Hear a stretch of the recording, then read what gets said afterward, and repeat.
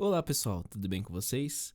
Aqui quem fala é o Tenente Renan Cruz e a nossa aula de hoje é a aula de recuperação, tá bom? Será uma aula rápida, né, bem direcionada também. E vamos nesse conteúdo também é bacana, né? É similar à nossa aula lá de revisão, tá joia? Porém, um tanto mais enxuta, um pouquinho mais específica, tá bem? Então vamos lá. Sobre a arte na Roma Antiga, que vai contar pra gente arquitetura romana, tá bom? Características da arquitetura romana. Então, assim, a gente sabe que na arquitetura romana houve esse legado deixado pelos etruscos, né? Um povo que não é muito conhecido, mas esse legado arquitetônico essencialmente, né? Que é os arcos e as abóbadas, sendo o arco romano, que é arco de volta perfeita, o arco romano, né? E a abóbada, tendo aí a abóbada como uma similaridade com o arco, só que um pouco mais alongado, chamando-se então de abóbada de berço. Ou se não, quando se cruzam, por exemplo, a gente faz meio que uma espécie de X aqui, uma abóbada sobre a outra, a gente tem a abóbada de aresta, tá joia? Então o legado é esse, abóbada de berço, abóbada de aresta, né? E arco romano. Beleza? São características aí da arquitetura romana. Lembrando que essas características, esse uso de arco, né, e abóbadas, geram essa possibilidade de abrir maior, deixar o espaço bem mais aberto, né, o espaço interno, tá bom? A gente vê que na arquitetura grega, o uso de vigas, né, acaba ocupando bastante espaço, mas quando se usa o arco, dá para eliminar uma ou até duas vigas, deixando o espaço interno bem maior. Beleza? Então, assim, da arquitetura e o teatro, né, considerando o teatro na arquitetura romana, houve uma grande evolução em relação ao teatro grego, né, graças à utilização justamente dos arcos. Com a possibilidade de usar arcos essencialmente sobrepostos, o romano consegue maior possibilidade de construir, como posso dizer, anfiteatro, né, ou uma construção maior que a dos gregos.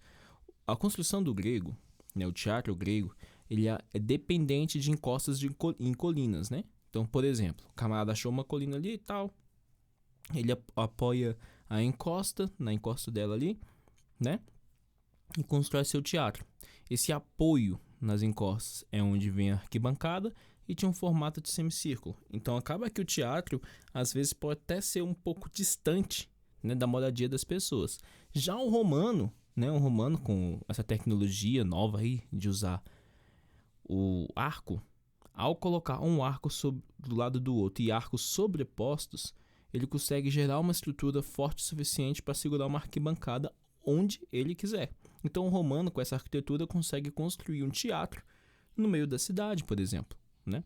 E o teatro romano, o anfiteatro romano, tem a capacidade de ter muitos visitantes, beleza?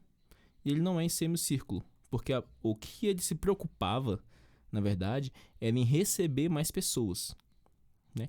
Então, mais pessoas fica melhor para os romanos terem sua diversão, né? Que era basicamente assistir lutas de gladiadores, né? As lutas de gladiador podia ser vista de qualquer ângulo, ou outros tipos de espetáculos. E a gente tem o Coliseu como exemplo, né? Com esse uso de arcos, a gente vê aqui, ó, arcos sobrepostos. Beleza? Bom, aqui a gente está pulando já para arte bizantina, tá joia? Então a gente está ali, falou da arquitetura romana e vamos para a arte bizantina. Só para lembrar o contexto, né? A arte bizantina, a gente sabe que o Império Romano foi dividido em dois, meados aí de 350, por aí. Foi dividido em dois, o Império Romano do Ocidente e o Império Romano do Oriente. No Oriente é onde tinha o Império de Bizâncio, né? Ou Constantinopla, como a gente conhece. Beleza? Constantinopla, inclusive, tem uns pratos de bateria, os melhores pratos, não nada a ver, né, gente? Mas o melhor prato de bateria, os melhores do mundo, sou baterista, vem de lá, de Constantinopla, são os melhores. Olha aí, coisa boa. Mas voltando aqui, o que interessa, pessoal, professor, não perde o foco. Mas é bom mesmo. Bom, em Bizâncio, houve uma grande evolução artística. Em que sentido? Religioso. Tá joia? Veja bem. No Império Romano de lá, do Oriente, né? Antes de fato ter esse império, ou crescer esse império, houve a junção do cristianismo e o poder dos imperadores, né? Então o cristianismo foi oficial, tornou-se uma religião oficial no império. E esse império já estando lá, né, com o cristianismo forte, diremos assim, e a arte lá crescendo, então as personalidades oficiais do império passaram a ser representadas como figuras sagradas, né? Ou seja, essas figuras oficiais sagradas apareciam diante de Jesus Cristo, de Nossa Senhora e tudo mais. Já as personalidades sagradas começaram a aparecer como se fossem imperadores, centralizados ou como rei e rainha. É o caso aqui de Maria, por exemplo, aparecendo aqui, né? Ou aqui Jesus Cristo, né? Junto com o imperador Constantino. A gente pode ver que é a imperatriz também. A gente enxerga aqui essa auréola, tá joia? Tipo, isso aqui é bizantino total, tá bom? Porque a junção do poder religioso e o poder político, tá joia? Então a gente tem o imperador, a imperatriz, Jesus Cristo em cima de um trono, ou seja, ele, Jesus Cristo, está como de fato um rei, né? E o imperador que era o rei está com a personalidade santificada, né? A gente vê a auréola aqui. Beleza? E isso, né? Isso... Opa, isso aqui já a gente fala do próximo período. Isso aqui ocorreu para mostrar, né? Mostrar que o imperador, né? Essas autoridades, né? São super poderosas. Se a divindade a gente não consegue, é inalcançável, diremos assim, o imperador está próximo dessa divindade, beleza? Então, assim, né? Essa arte veio favorecer muito, não somente a religião, mas como poder político também, tá bom? E aí, acontece que ao passar do tempo, né? A gente falou de 350, vem os anos 400, vai passando, a Roma do Ocidente começa a decair, e depois vem Carlos Magno ali, né? E em 700 e alguma coisa, né? A gente já está aí no século 8. E Carlos Magno, como imperador, né? Da Roma do Ocidente, começa a valorizar a arte que tinha se perdido um pouco. Valorizando a arte, Carlos Magno investe na arte, tá bom? Ou seja, na corte é onde se tem bastante arte acontecendo. Desenho, pintura, tudo mais. Tá joia? O que acontece? Em 814, Carlos Magno morre. Ao morrer, essas atividades que se tinha na corte começam a decair. Então, onde passa a ter atividades, onde elas são mantidas, são basicamente nos mosteiros. Quando essa atividade artística é mantida em mosteiros, né? No mosteiro a gente tem uma atividade maior de ilustração em manuscrito, tá bom? Então essas foram atividades artísticas mais importantes, mais importantes porque foram as mais desenvolvidas, é o que eles mais valorizavam. Não se tinha aquela atividade artística grandiosa de grandes esculturas ou pintura em afresco do tamanho de uma casa, de um prédio, coisa assim. Eita, poxa, nada disso, tá bom? É manuscrito, beleza? Porque nesse momento as pessoas não moravam em grandes cidades, né? Estavam se criando as cidades, mas houve um período em que as pessoas ficaram morando em vilarejos ou no campo, depois foi se juntando e montando as cidades, tá bom? Logo, quando chega lá para o século XII, sim, vai ter os burgos, que são cidades burguesas, né? Ou cidades medievais, desculpa. Mas que seja importante para a gente aqui é o seguinte. Aqui no Império Carolíngio, tá bom? O que se tinha era manuscrito. Não se tinha aquelas obras artísticas imensas. Então a gente tem aqui, por exemplo, tá bom? São exemplos de manuscritos bíblicos, histórias da Bíblia, contos bíblicos, tá joia? Tipo esse Jesus Cristo em Majestade também, muito utilizado esse tema. Eu não consigo ler aqui. Se você consegue, depois me fala o que está escrito. Mas se não me engano, isso aqui é da criação do... Se não me engano, aqui é Adão e tudo mais, tal. Tá bom? E é isso. Aí, seguindo adiante, né, com a pintura românica, o que a gente vai ter na pintura românica? pintura românica, já que se tem essa coisa ainda da junção do poder, igreja, tudo mais, olha só. Ó, para as igrejas e os mosteiros, geralmente eram escolhidos temas como criação do mundo e do ser humano, pecado original, a Arca de Noé, símbolos evangelistas e imagens de Cristo em majestade. Então, assim, já que essa criação ocorre em mosteiro, muitos assuntos não se tem de assunto profano. E desses temas religiosos que se tem nessa pintura românica, Império Carolíngio e tudo mais, né? São esses temas: pecado original, Arca de Noé, essencialmente Cristo em majestade, né? Que é que eu até escolhi aqui assim, ó, tá bom? Então isso aqui é um manuscrito, um desenho pequeno, né? Representando Cristo em majestade, ou seja, centralizado em cima do trono como rei. Beleza? Bom, aí já pulando um pouquinho, a gente estava indo no século IX, né? Século X, indo para o século XII.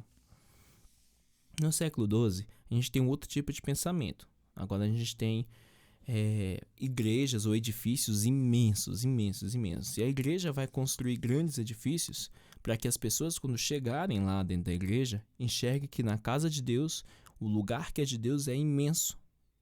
E nós, como seres humanos, somos extremamente pequenos diante da grandeza de Deus. Esse é o pensamento, tá bom? E o que acontece é que ao construir esses edifícios gigantescos assim, né? Também como característica do século XII, isso já é a arte gótica, né, já é o gótico, a gente tem como posso dizer, os vitrais, né? Aqui é uma rosácea, tá joia? Basicamente um vitral, beleza? Aqui outro exemplo, tá bom? A gente tem um vitral aqui, ó, e a rosácea é feita de vitral.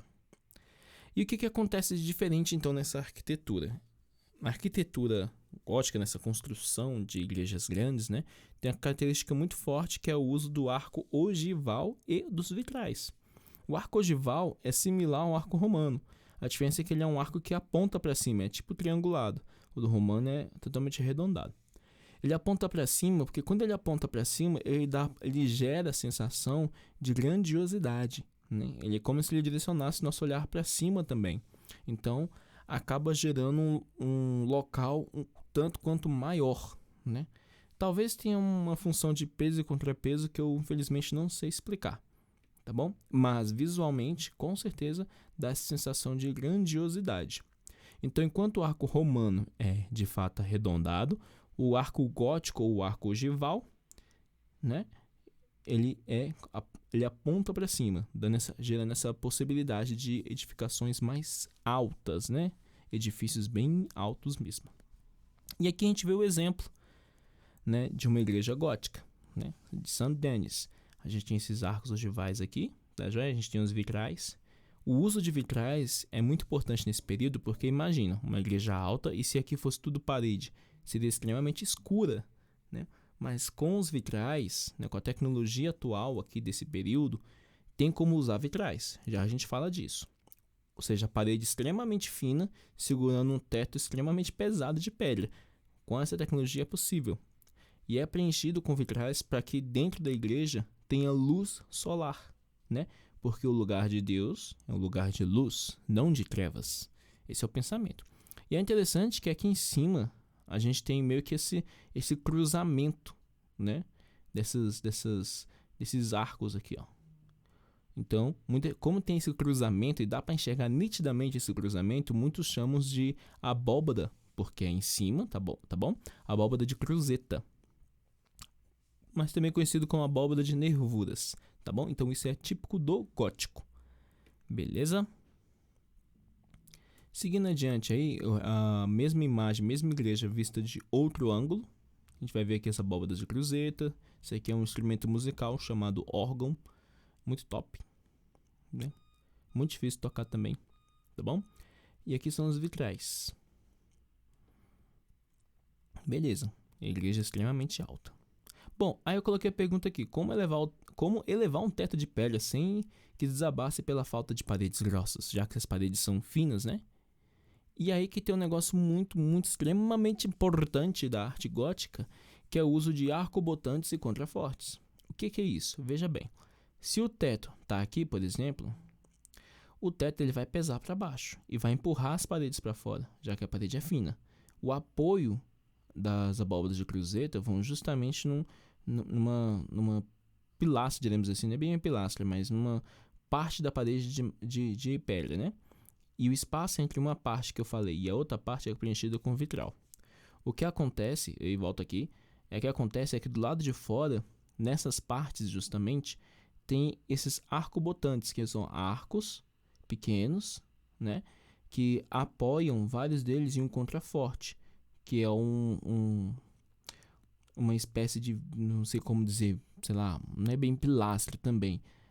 Mas dá para enxergar aqui o contraforte, você tá entendendo. Só ver aqui, ó, né? Esse negócio colocado no chão, forte, pesado, que aguenta bastante peso, né? Então, o peso é jogado aqui a parede, tá bom? Onde tem um vitral e tudo mais. É jogado pelo arco botante, né? Que apoia no contraforte. Que é jogado novamente por outros arcobotantes, que apoia outro contraforte. E assim o teto não cai e consegue ter uma parede super fina ao ponto de colocar vitral, ter boa iluminação e uma igreja extremamente alta, tá bom? Então, importantíssimo da arquitetura gótica é o uso essencial de arco-botante, tá joia? E contraforte. Além dos vitrais também, são características próprias do gótico, tá bom? Isso, claro que é a evolução vindo lá do romano, né? Com a possibilidade que esteve com o romano, mas é a evolução disso. Tá joia? Bom, e aqui é um pedaço do que se diz no livro. Esse conjunto de recursos construtivos possibilitou que as paredes laterais, que não tinham mais função de suportar o peso do teto, porque esse peso passou para os arcobotantes contrafortes, né? Pudessem ter grandes fendas que permitissem a passagem de luz do sol. Essas aberturas foram preenchidas com vitrais. Beleza? Agora, a gente seguindo adiante assim no período gótico ainda, quase passando por Renascimento, a gente tem Giotto, né? Tem Cimabue também, mas a gente não vai considerar Cimabue nessa prova. Temos Giotto, né?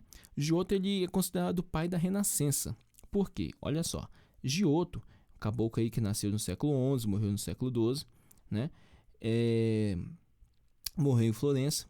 O que importa aqui é que Giotto ele teve uma inovação quando ele coloca pessoas aqui como as pessoas comuns, ok? Mas o santo aqui também, o São Joaquim, ele tá como uma pessoa comum.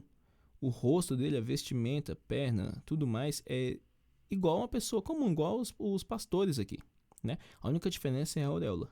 Então isso aqui, com certeza, é uma inovação ao período, tá joia? A personalidade é sagrada como uma pessoa comum. Da mesma forma, ele também começa a gerar aí essa, como posso dizer assim, perspectiva, é a melhor palavra, isso mesmo. Quando ele coloca um personagem de costas, isso não ocorria antes. Ele coloca o personagem de costas, dá uma ideia de perspectiva, diminuindo esse personagem, aumentando aquele ali e tudo mais, começa a gerar perspectiva, né? Então é por isso que ele é considerado o pai do Renascimento, porque até então não havia inovações como essa, de perspectiva, né? Ou mesmo colocar um personagem de costas, é como se a gente estivesse vendo algo acontecendo de cima, assim. Isso aqui é um outro exemplo também, tá bom? Beijo de Judas, do Giotto, que a gente vai enxergar exatamente a mesma coisa. Personagens maiores aqui, menores aqui, ou seja, com essa possibilidade de perspectiva. Quem é santo aqui, por exemplo, São Pedro, Jesus, são outro discípulo aqui, né? A gente vê que é igualzinho as pessoas, não muda nada praticamente, né? A única diferença é que tem a auréola. Então, assim, todas essas inovações dele, a gente encontra aqui nesse quadro também, tá joia? A gente vê que as pessoas não estão necessariamente de frente pra gente, né? De lado, quase de frente, de costas, de repente, tá bom? E aqui, ó, esse aqui, por exemplo, tá totalmente de costas pra gente. Beleza? Então, Giotto foi considerado o pai do Renascimento. Agora, pra gente finalizar, é a pintura flamenga, né? A pintura flamenga ali também aconteceu durante o Renascimento também, tá joia? É flamenga porque era específico dessa região, né? E lá a gente tem a grande inovação dos irmãos Van Eyck, né?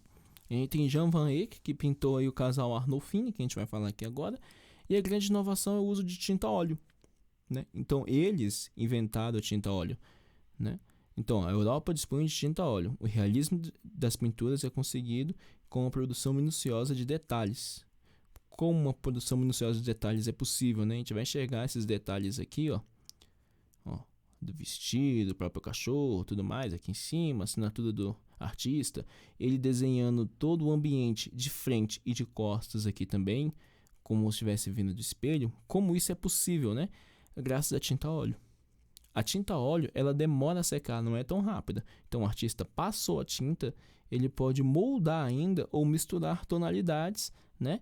E trabalhar com detalhes bem mais fortes do que o afresco. O afresco, lembra? O afresco é feito de ovo, né?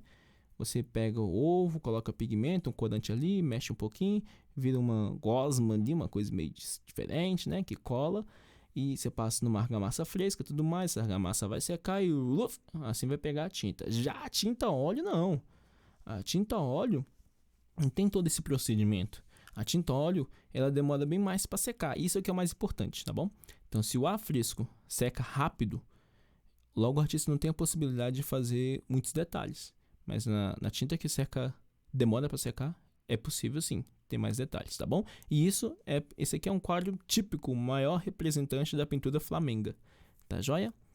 Pessoal, então é isso, né? Espero que todos saiam bem. E qualquer dúvida, estamos na área, beleza? Um forte abraço e até mais.